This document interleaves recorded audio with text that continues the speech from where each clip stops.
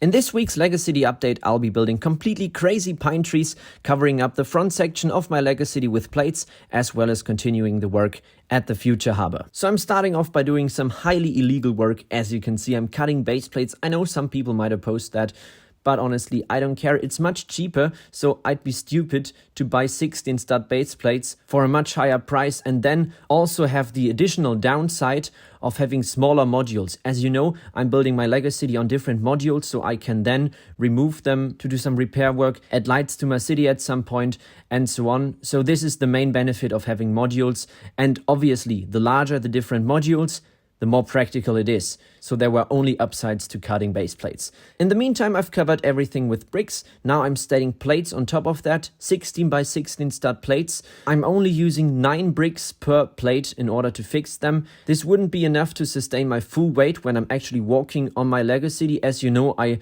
sometimes have to do that in order to reach some places that are otherwise impossible to get to. And therefore, I'm only having a few different sections in my LEGO City where I have this base layer of the bricks built much more densely in order to then support my weight when I'm walking on my LEGO City. So just so you know, 9 bricks is more than enough in order to support these 16 by 16 stud plates. In this area where I'm currently working, I'm now having this problem of having a very straight line. I'll come back to that section later on and tell you how I'm planning on getting rid of this straight line and sort of border between the two different sections. What I'm doing in the meantime is continuing the wall along the train tracks in the back, as well as continuing with the flower bed in order to separate that area in front of the LEGO City further from the train tracks, since I'm not building any walls. Now, to a more interesting part, this is me designing a new type of tree. I'm using 2 brick modifieds and not using those regular flower stems, but the ones with in total 6 different stems. These flower stems are then being placed in every single hole of these brick modifieds. On top of the pins, I'm now placing these sort of flower studs, and then using the studs, I'm now adding leaves. I absolutely love this new build here. You can see the 4 different stages of the trees, so you can build them for yourselves if you want to. And my plan now is to add these different trees I've now prepared in the front section of my LEGO City as a separation towards the harbor. Now I'm just experimenting with how dense I want to have the different trees placed.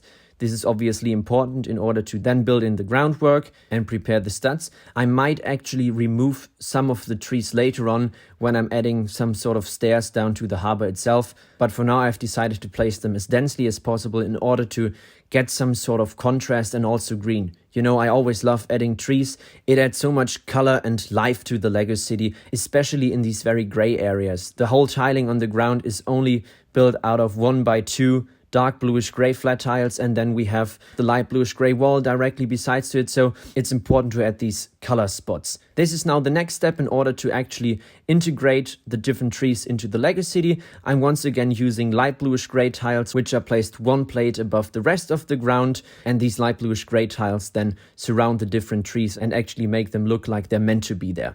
Now, this is just me testing the contrast. I'm adding blue base plates in order to get an idea of how the future harbor will look with an actual watercolor. I'll talk about how I'm exactly planning on building the water in upcoming videos. Just so you know, I'm obviously not only using blue base plates with the empty studs showing. I think you should all know me by now that this is by far not enough for me. Now let's start with some of the detailing. I'm continuing this small path towards the harbor in order to connect the rural area of my LEGO City with the rest of the city. And then, since I was just talking about detailing, this was one challenge I'd given myself for this week's LEGO City update, building more realistic looking pine trees. And I'm starting by covering a brick modified with all those little 1 by 1 holders they are called. I'm always calling them grapplers, in dark green, or the official term is earth green, I think, in order to add more contrast to my landscape. At some of these brick modifieds, I've actually covered up every single individual stud that was showing, because I was using those elements for the outer part of each layer of the pine trees. I've actually prepared them right there so you can see how exactly the pine tree looks before it's being built together. And this is then me stacking every single layer on top of each other. I'm always placing them at a 45-degree angle towards each other, using 1 by 1 round bricks in between the different layers in order to get the needed space. And towards the bottom of the tree, where the stem actually gets thicker, I'm now using, as you can see, 2 by 2 round plates. In order to then connect those bottom layers, I'm now using the stud of the brick modified and placing it into the middle opening of the 2x2 round plates. And at this point I was actually encountering quite some severe stability problems with my whole tree build. Well, because it's obviously extremely fragile, and well, then placing the whole thing on the stem itself basically killed the tree, as you can see right there. So I've thought about how I could stabilize the whole thing and decided to add different bars in the middle of the tree. The good thing was the round bricks as well as the brick modifieds were all hollow inside, so I could stabilize the whole tree build using bars, which basically saved the whole tree, because otherwise it wouldn't have been possible and been way too unstable. Now finishing up the tree, I've then prepared 2 different sizes. These are probably going to be my 2 main sizes I'm adding also throughout my LEGO City layout. And as you can see, the scale of the trees is much more realistic than what I've built up until now. And now this is, as always, the most rewarding part if you're working on something for several days and then you finally finish the product, like with this tree, for example. Placing it into the LEGO City is always so satisfying. As you can see, I was quite scared at this point that the tree was still not stable enough, but now with the bars in the middle added, the tree is now stable enough. Also, as you can see, the color just pops out because it's a different type of green, and it was so important because before that I was using the exact type of green for the trees as well as the ground. And this was then a bit monotone and boring to look at. Now the trees really pop out. I was actually also experimenting with sand green because that color was so much cheaper on Bricklink. It cost about 1 cent per piece. The earth green grapplers, they cost like 12 cents in the Pick a Brick store, directly ordered at LEGO, so it's more than a factor of 10 when it comes to the pricing difference. But looking at all my different pine tree builds up until now, I honestly have to say the one in earth green looks by far the best.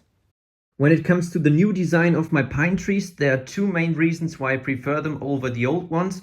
Firstly, it's in dark green, which adds a bit more contrast. And secondly, this was my old design I used up there near the castle. And this is then the main spot for these new pine trees now. But what I wanted to say is I used the exact same pieces I'm also using for my foundation and for the ground of my LEGO City. So all these stems, as you can see, if I'm placing that tree somewhere in here now, it looks so stupid to have the exact same piece representing grass and then the tree at the same time. And this was actually the main reason why I even thought about designing new pine trees. The next up, when it comes to the harbor, I'm obviously going to use either trans blue or trans light blue tiles for the water itself. And also this thing is going to be placed down there, so we have more of a jump. Then the next thing I wanted to talk about are these small bushes, trees, I'm not quite sure. Look at how stable they are. It's insane. I was honestly a bit surprised and thought that they were going to fall apart, but honestly I really like that. And then the next thing, at the moment they are placed quite densely next to each other. I'm probably going to remove 1 or 2 trees right here and then going to add steps down to the harbor itself. This way people will actually be able to reach their boats then. When it comes to the buildings next to the harbor, I'm only planning on adding 1 small hall right here. I've already talked about that. That's then going to be the hall for the market right there. And then secondly, I'm planning on adding 1 building right here in order to help with the transition from the harbor onto this more rural area right there. Also, the transition in general in this area will be so difficult. Next LEGO City update, I'll then add 1 big tree right there and also start with this area. With that being said, that's it for this week's LEGO City update. I really hope you enjoyed, and I'll see you again in the next one.